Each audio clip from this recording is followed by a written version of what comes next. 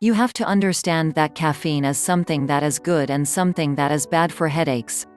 You will find that many, if not all, treatments have caffeine as an ingredient, but also you can get a headache from not having enough or too much caffeine in your diet. You will find that the drug caffeine will increase your ability to stay alert, stay awake, and even improve muscle coordination. You will find that caffeine is commonly in things like tea and coffee, but also foods like chocolate.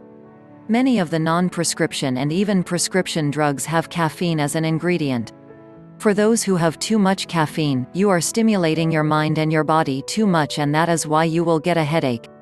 You will also find that there are things like sleep issues, muscle twitching, and abdominal pain too. As for the way that it can treat headaches, you will find that it can quickly absorb your pain and bring fast action relief. Caffeine will also help you feel better from reducing some of the potential side effects, and it can help reduce your need for painkillers too, because it works so fast. Keep in mind that you cannot mix certain prescriptions with a lot of caffeine. This is why you should always check the labels of your foods and drinks, and also check your labels for the over-the-counter medications too. Keep in mind that there is caffeine in most things. Anything that has chocolate as an ingredient, you can assume that there is some amount of caffeine. Most sodas also contain caffeine.